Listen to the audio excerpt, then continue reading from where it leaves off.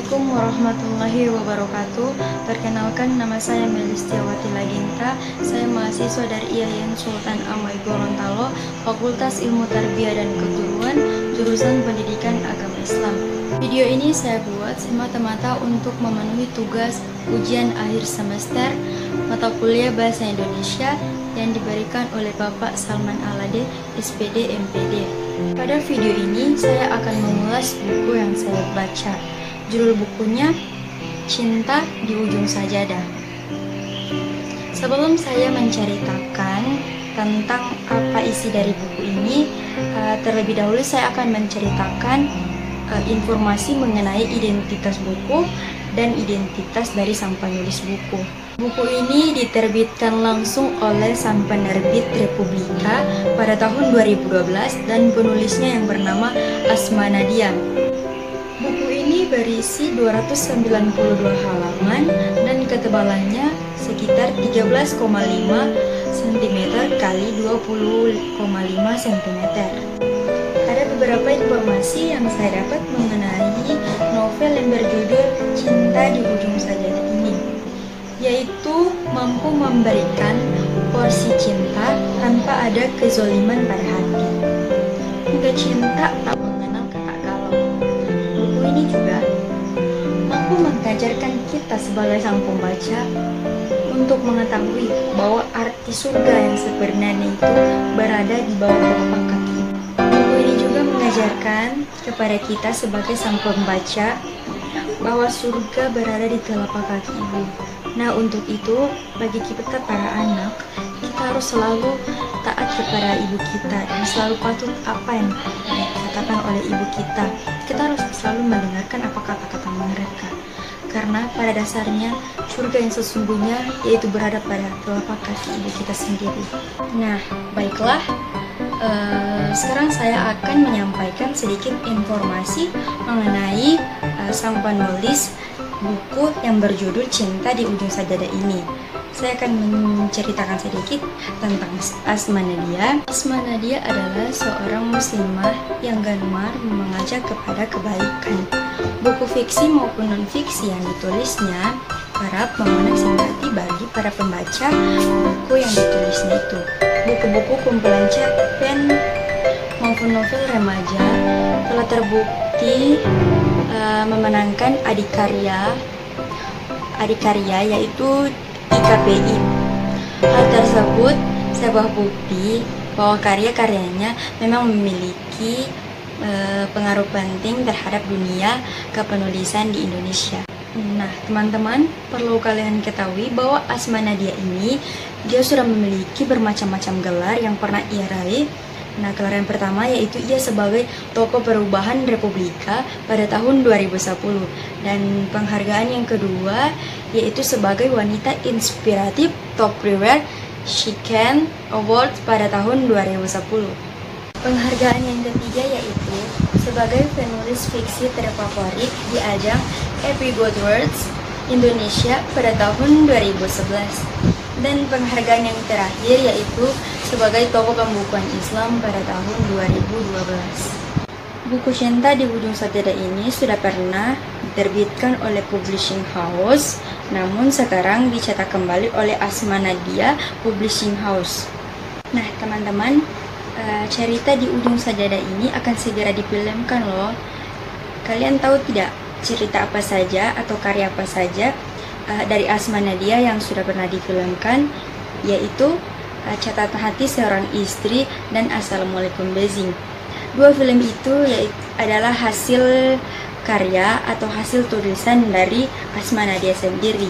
Baiklah, saya akan menceritakan isi dari buku ini. Buku ini menceritakan tentang seorang gadis. Gadis ini bernama Cinta. Ia adalah seorang gadis piatu yang belasan tahun ini mencari tahu tentang keberadaan ibunya. Namun ayah Cinta tidak pernah mengatakan siapa ibunya dan di mana ibunya berada. Bahkan Cinta pun tidak tahu wajah ibunya seperti apa, karena ayahnya telah menyembunyikan jejak tentang ibunya. Cinta semakin merasa gelisah, apalagi semenjak ayahnya menikah dengan seorang perempuan yang bernama Mama Alia.